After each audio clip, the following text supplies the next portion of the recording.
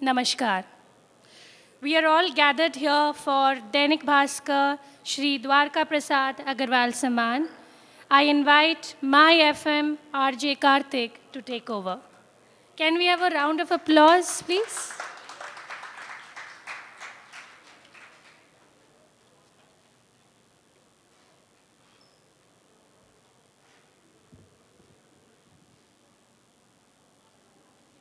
Good evening ladies and gentleman, थोड़ा सा आवाज़ बढ़ा देंगे आप? Good evening. Dainik Bhaskar family की ओर से मैं आरजे कार्तिक आप सभी का स्वागत करता हूं। दैनिक भास्कर, जिसे आप सभी जानते हैं, दुनिया का तीसरा और हिंदुस्तान का सबसे बड़ा समाचार पत्र समूह, जो 12 राज्यों, 61 संस्करणों और 3 भाषाओं में प्रसारित हो रहा है।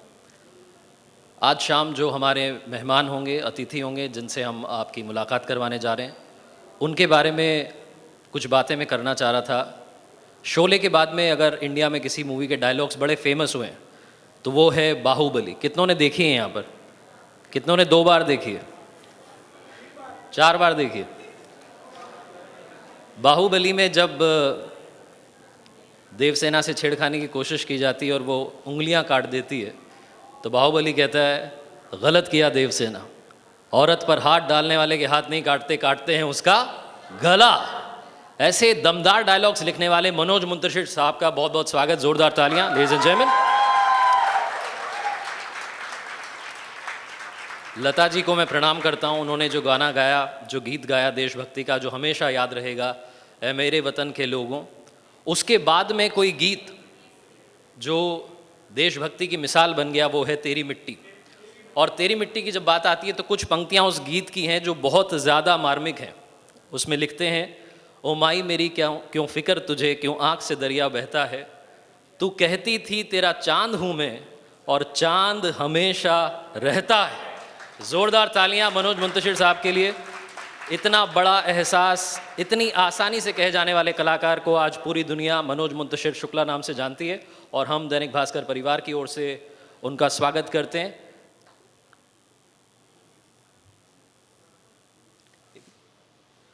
Can we have the AV, please?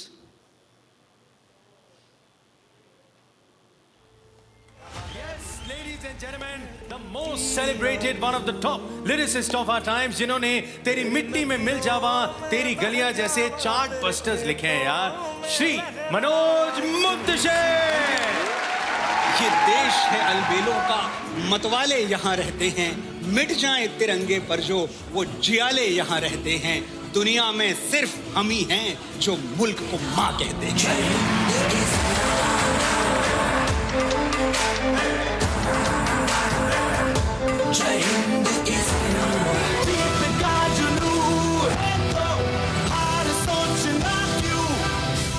अक्सर लोग लंबाई और ऊंचाई में कंफ्यूज हो जाते हैं। लंबाई वो है जो ईश्वर परमात्मा हमारे भाग्य में लिख देता है, हम उसका कुछ नहीं कर सकते, और ऊंचाई वो है जो हम ईश्वर के हाथ से कलम लेके अपने मुकद्दर में खुद लिखते हैं।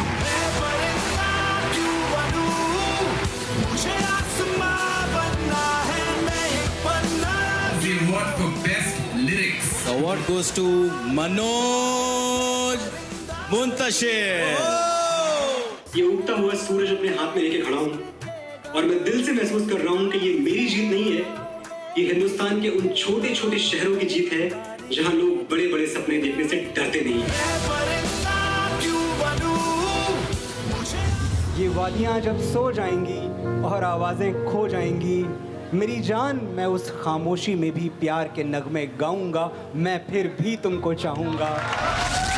फिर भी तुमको चाहूंगा, गलियां तेरी गलियां। तुझे यूं प्यार करेगा जैसे मैं करती हूँ। ओ तेरे संग यारा खुश रंग बहारा, कैसे हुआ तुम इतना जरूरी, कैसे हुआ। तीर ऐसा लगा, दर्द ऐसा जगा, चोट दिल पे वो खाई, मजा आ गया। मेरे रश के कमर, अब तो ये आलम है, तू जान मांगे तो मैं शौक से दे दूं।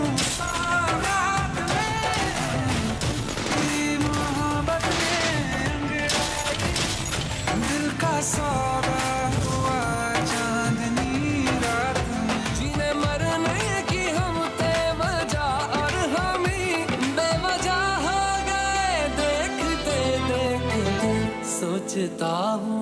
तुम क्या सोचते हो कि उसे सिर्फ तुम्हारा कमरा सजाना और तुम्हारा स्वेटर बुनना अच्छा लगता है? माँ भी कभी लड़की थी दोस्त, और दुनिया की हर लड़की की तरह उसे भी तारीफ सुनना अच्छा लगता है। माँ के बराबर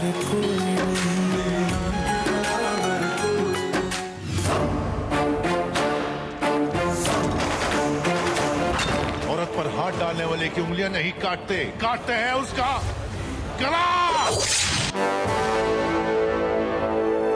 जय जयकारा जय जयकारा स्वामी देना साथ हमारा।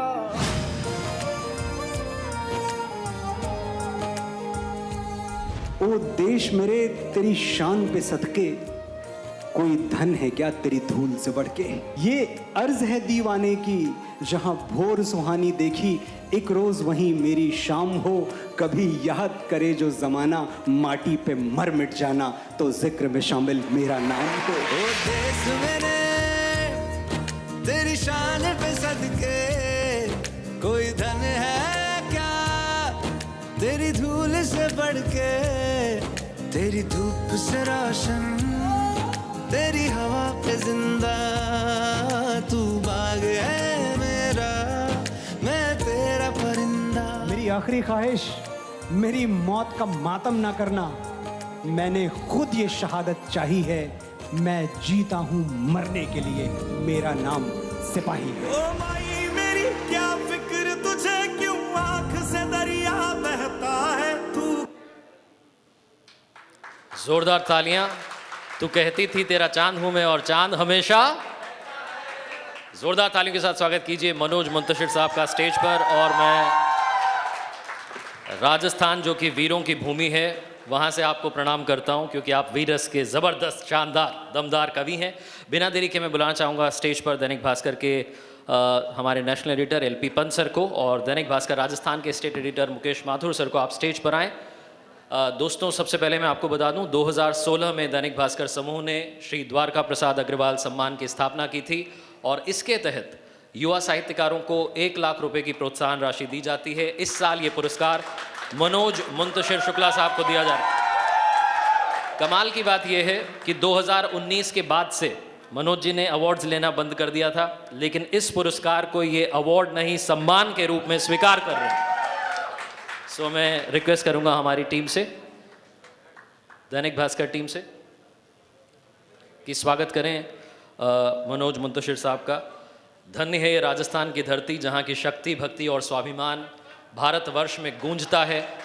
वीरों की इस धरती को हम सभी का नमन है, और हमें ये पूर्ण विश्वास और यकीन है कि आज यहाँ जयपुर लिटरेचर फेस्टिवल में मनोज मुंतशिर जी की देशभक्ति से भरी हुई जो ओजपूर्ण वाणी है, माँ सरस्वती का आशीर्वाद है इनके साथ, सबका आनंद दोगुना हो जाएगा। तालियों में कमी ना रहे, तालियां बजती रहें। जो सारा काम आपने देखा अब तक, अभी भी बहुत अच्छा काम आना बाकी है। ये एक सम्मान दैनिक भास्कर परिवार की ओर से मनोज मुंतशिर जी को।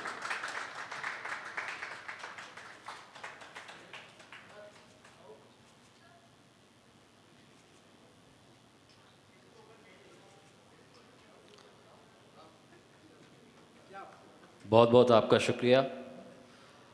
Thank you so much Mukesh sir. मैं रिक्वेस्ट करूंगा इस सत्र को आगे बढ़ाने के लिए हमारे दैनिक भास्कर के national editor LP Pant sir से, वो आगे बातचीत को आगे बढ़ाएं।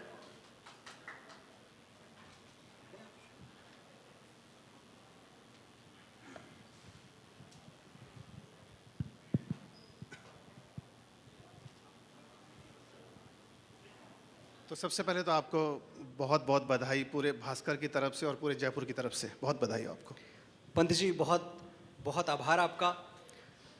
श्री द्वारका प्रसाद अग्रवाल सम्मान जो मुझे दिया गया, इसके लिए मैं बहुत ऋणी हूँ दैनिक भास्कर का, पूरे भास्कर ग्रुप का। और साथ ही एक घोषणा भी करना चाहता हूँ कि ये जो पुरस्कार राशि मुझे मिली है 1 लाख रुपए की, ये मैं सैनिक कल्याण कोष में दान करना चाहता हूं।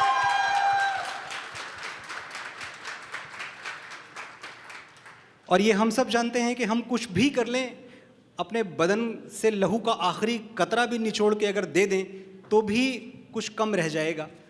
लेकिन जितना हमसे बन पड़े, जो मुझसे बन पड़े, जो मेरी कैपेसिटी में हो, वो मैं करना चाहता हूँ। और भारत का हर सैनिक जहाँ भी है, सरहद पे है या यहाँ भी आसपास, मैं पुलिस वालों को भी सोल्जर ही मानता हूँ, उनको भी सैनिक ही मानता हूँ, उन सबको मेरा नमस्कार, उन सबको मेरा नमन। और एक राष्ट्र के तौर पे हम सब कृतार्थ हैं, हम सब धन्य हैं और हम बहुत कृतज्ञ हैं कि आप हमारी सुरक्षा में हर वक्त मौजूद हैं, हर वक्त लगे हुए हैं। Thank you. मनोज जी, बातचीत का दायरा खोलने से पहले मेरे मन में एक सवाल है। मुझे लगता है जितने भी लोग आपको यहाँ पे सुनने आए हैं उनके मन में शायद इस सवाल की बेचैनी है।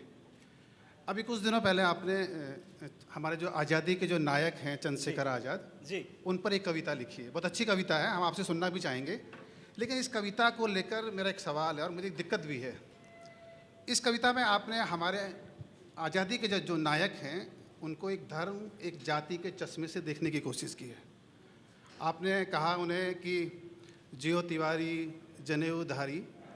आपको नहीं लगता है कि एक झटके में आपने हमारे इस नायक को एक जाति के खोल में समेट कर रख दिया है? और इसी से जुड़ा मेरा एक और दूसरा सवाल है कि अगर आपको जाति से इतना ही प्यार है तो इस वक्त क्या मैं मनोज मुंतशिर से बात कर रहा हूँ या मैं मनोज शुक्ला से बात कर रहा हूँ? आप मनोज मुंतशिर शुक्ला से बात कर रहे हैं।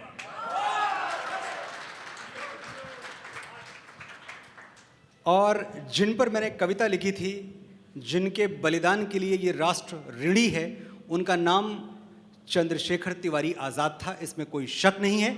और अगर कोई शक है तो आज निकाल दिया जाए दिमाग से। वो प्रॉब्लम कहाँ होती है? जब एक खास चश्मे से लोग देखते हैं इस घटना को, मेरी उस कविता को। भगवान बुद्ध के पास एक दिन एक शिष्य आया, कोई जो बड़ा अमीर था, बड़ा पैसे वाला था, नगर सेठ का पुत्र था। तो वो सोने का भिक्षा पात्र लेके आया, उसने भगवान बुद्ध के सामने रख दिया। भगवान बुद्ध ने इसको स्वीकार कर लिया, बोला हाँ ठीक है, इसमें भिक्षा मांगूंगा। उसने कहा मेरी बड़ी इच्छा है कि आज से आप इस स्वर्ण पात्र में भिक्षा मांगे। भगवान बुद्ध ने कहा ठीक है, क्या प्रॉब्लम है इसमें? आनंद जो उनके शिष्य थे, उनको ये बात बड़ी खराब लगी। बोले भगवान आप ऐसा कैसे कर सकते हैं? आप अगर स्वर्ण के भिक्षा पात्र में भिक्षा मांगेंगे तो लोग क्या कहेंगे? आपने जो कुछ सिखाया है, जितने उपदेश दिए हैं आपने, उनका क्या होगा? हंसने लगे, मुस्कराए भगवान बुद्ध और एक ही बात बोली थी कि मतलब तुम अभी तक सोने, पीतल, जस्ता, मिट्टी, इसके मोह से मुक्त नहीं हुए हो। तुम्हें ये सोने का कटोरा दिख रहा है, मुझे ये सिर्फ कटोरा दिख रहा है।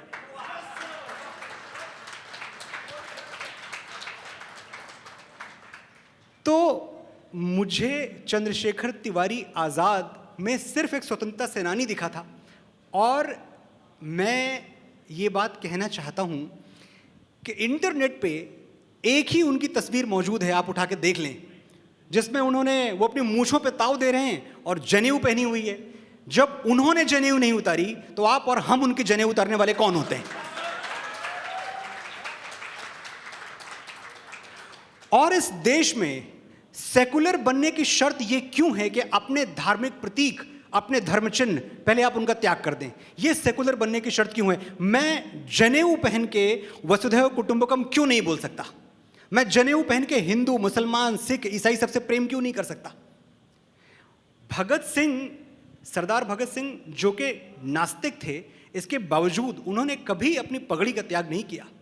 वो दशमेश गुरु की पगड़ी थी, उसको बड़े शान से वो सजाते रहे। आप उनकी पगड़ी उतारने की हिम्मत कर सकते हैं क्या? अगर आप नहीं कर सकते तो चंद्रशेखर आज़ाद की जनेऊ उतारने की हिम्मत कैसे कर सकते हैं आप? और मैंने जब वो कविता लिखी, मैं आज मेरे सामने, मैं समझता हूं कि भारतवर्ष के जो सबसे प्रबुद्ध सुनने वाले हैं, जिनको वाकई सुनने की समझ है, वो यहां बैठे हुए हैं इस वक्त जयपुर लिटरेचर फेस्टिवल। और सुनना पंत जी बहुत बड़ी बात है। हम उपनिषदों की परंपरा से आते हैं और उपनिषद का मतलब होता है पास बैठ के सुनना। सुनना इंसान का अहंकार शून्य हो जाना है। ये जितने लोग यहाँ हैं इनमें से कोई ऐसा नहीं जो मुझसे कम जानता है, जो मुझसे कम गुणवान है, मुझसे कम पढ़ा लिखा है। फिर भी ये इनकी विनम्रता है कि ये मुझे सुनने आए हैं, क्योंकि इनको कुछ नया मिलेगा, कुछ नया लेके जाएंगे। तो चंद्रशेखर आजाद पे लिखी हुई वो कविता मैं चाहता हूं आपको सुनाई जाए और आप उसका स्वागत उसी तरह से करें। मलते रह गए हाथ शिकारी, उड़ गया पंछी तोड़ पिटारी, अंतिम गोली खुद को मारी, जियो तिवारी जने उधारी। भारत मां का राज दुलारा, एक के बदले 10 को मारा, बहरे हो गए गोरे जब वो हर हर महादेव हुंकारा।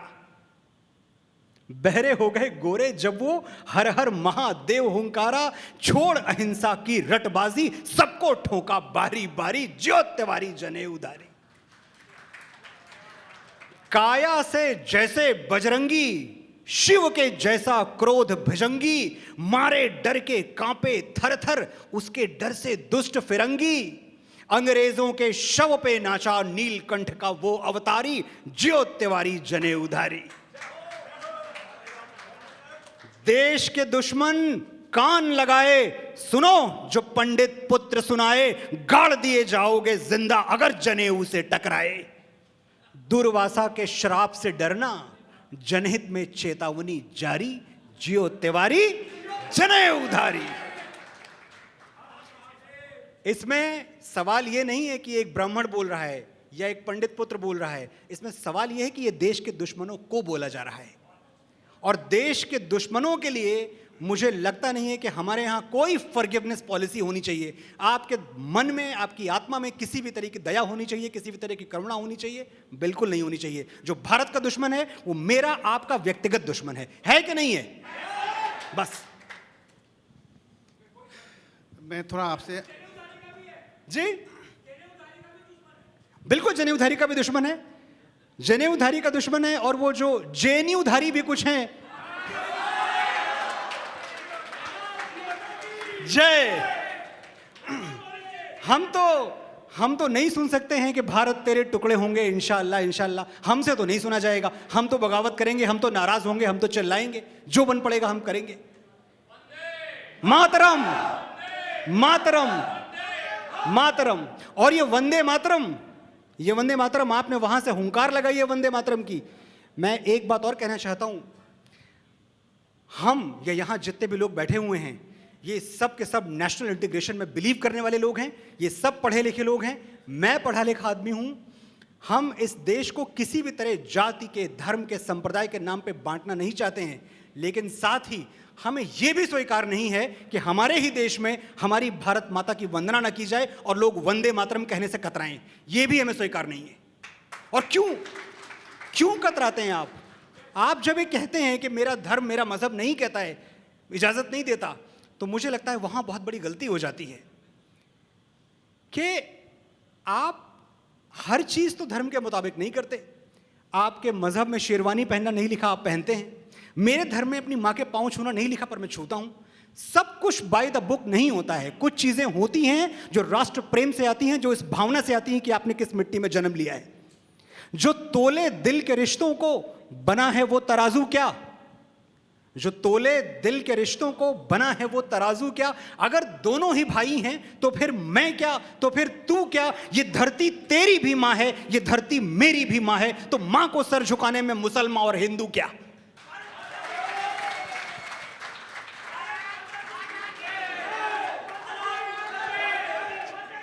जय।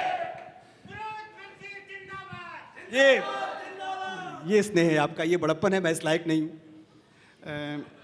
मैं आपसे आधा सहमत हूँ और मुझे लगता है, ये मेरा व्यक्तिगत मत है कि अति राष्ट्रवाद भी उतना ही खतरनाक है जितनी अति प्रगतिशीलता जी। और यूक्रेन हमारे सामने ताज़ा उदाहरण है जी।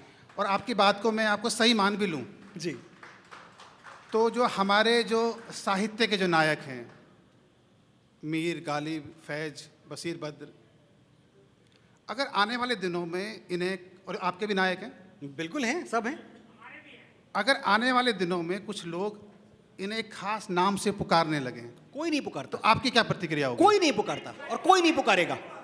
यही तो लोग हैं जिनके सामने हम बैठे हुए हैं। ये भारत का भविष्य लिखते हैं। एक राष्ट्र का किरदार क्या है, कैरेक्टर क्या है, इंडिया एज ए नेशन एक थ्योरी है, उस देश का कैरेक्टर कैसा है, उस देश का चरित्र कैसा है, ये लोग तय करते हैं। मैं आपसे पूछता हूं, क्या आप नुसरत फतेह अली खान को सिर्फ इसलिए सुनना छोड़ देंगे कि वो पाकिस्तानी है?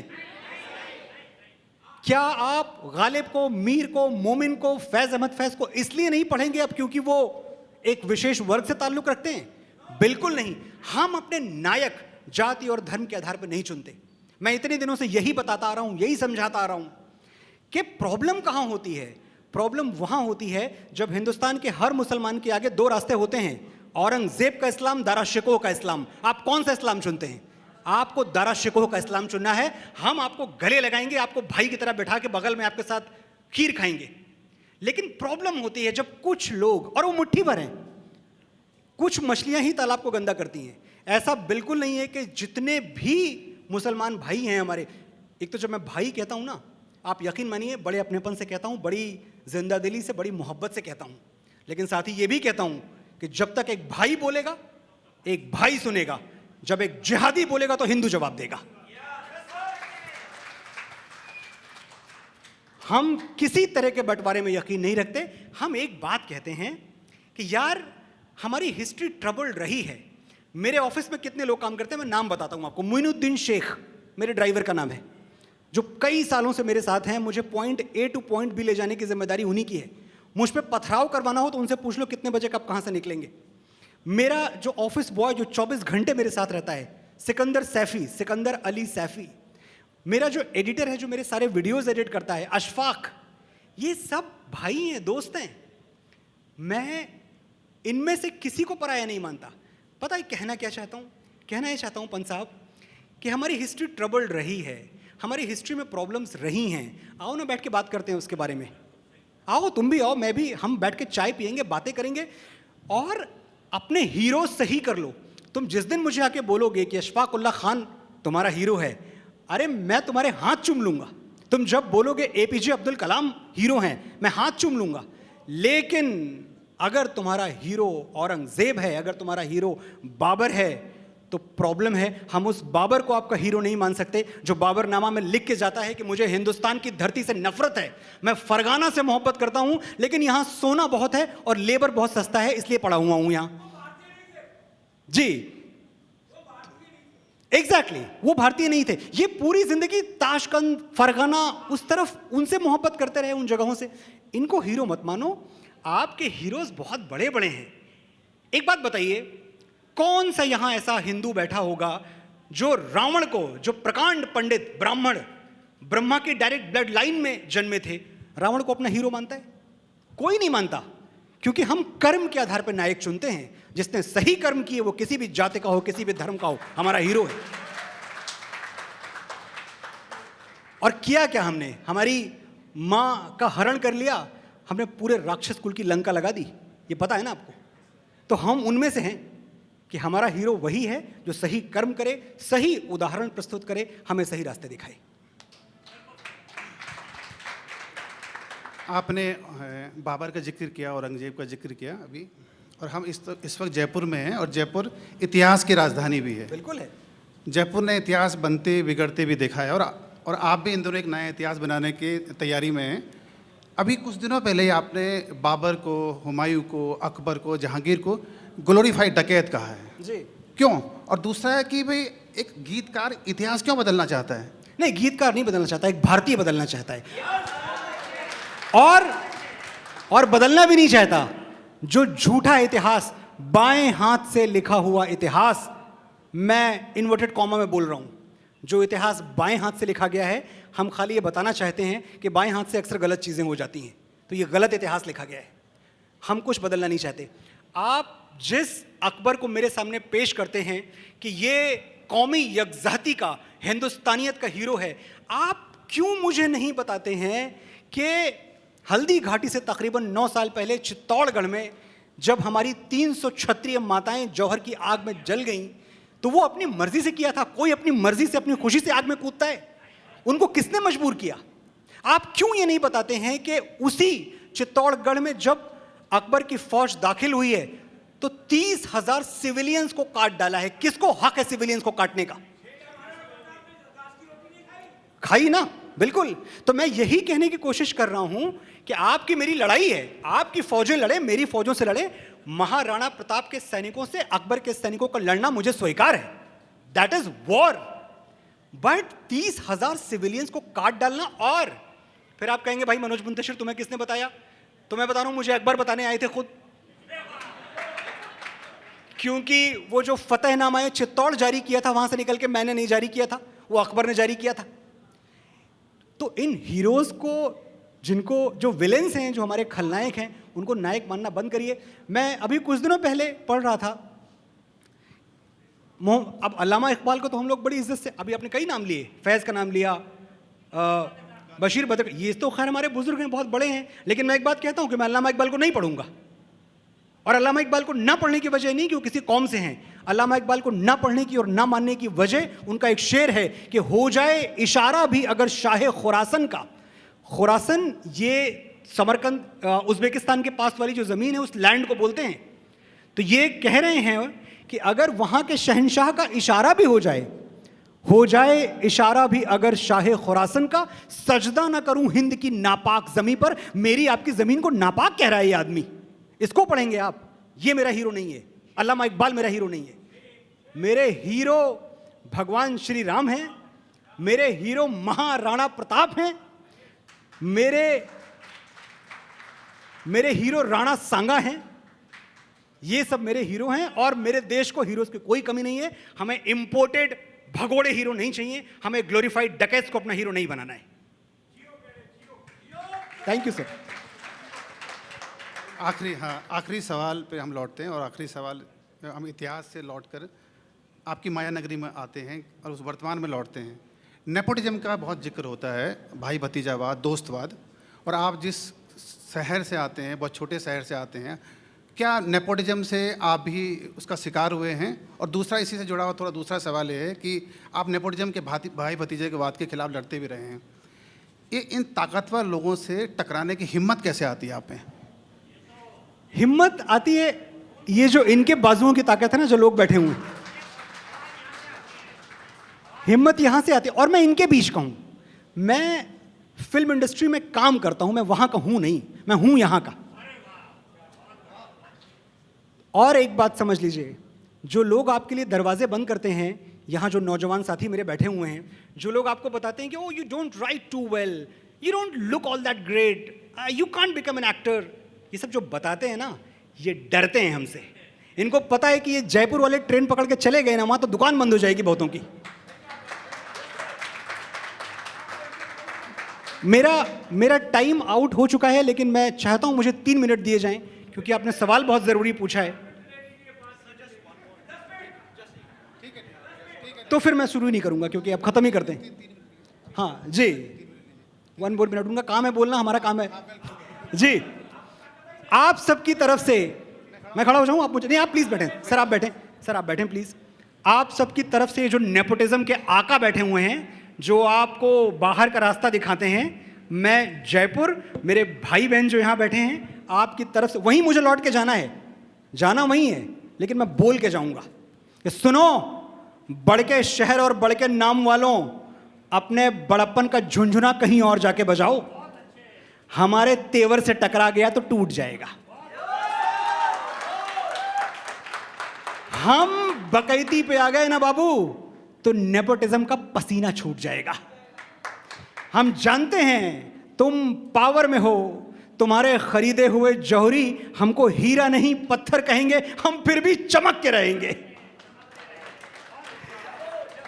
तुमने मसनद पे जो मुंसिफ बिठाए हैं, वो हमको अदाकार नहीं मानेंगे, कलाकार नहीं मानेंगे, फनकार नहीं मानेंगे, गीतकार नहीं मानेंगे, हम फिर भी हार नहीं मानेंगे। चालू डब्बे में चढ़ के बंबई आएंगे और तुम्हारे हवाई जहाज से डबल ऊंचा उड़ के दिखाएंगे।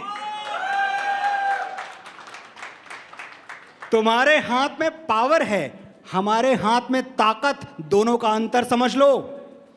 पावर वो कुर्सी है जो किसी की सगी नहीं हुई, चाहे कोई जिए या मरे, और ताकत वो बचपन का यार जो यारी में गर्दन कटा दे, उफ तक ना करे। तुम भी यार कमाल करते हो, शेर के बच्चे को चाबुक दिखाते हो, हमको सरनेम से डराते हो। जब छोटे लाल मास्टर डा से डर पढ़ा रहे थे, हम पेड़ की पुलगी पर चढ़ के आ से अमरूद खा रहे थे।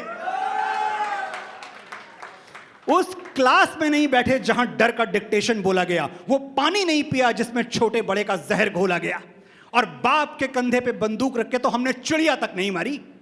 बहुत सुन लिया तुमसे, हमारा बाप ये, हमारा बाप वो। आज हम तुमको अपना शजरा दिखाएंगे। गिनो, आज हम अपने बाप दादा परदादा सबका नाम गिनवाएंगे। सबसे पहले दद्दा का नाम नोट करो। रणबीर चौकड़ी चेतक वाले बौरा गए तो जिले इलाही का खून ठंडा कर दिए, घास की रोटी खा के मुगलिया सल्तनत को डंडा कर दिए। भैया हमारे बड़के 14 साल जंगल जंगल जोगी की सवारी फिरती रही और सिंहासन पे उनकी खड़ाऊं राज करती रही। एक कक्कू भी थे हमारे, फूटी आंख से करतब दिखा दिए थे, शब्द भेदी मार के गौरी को गुल्लैया बना दिए थे।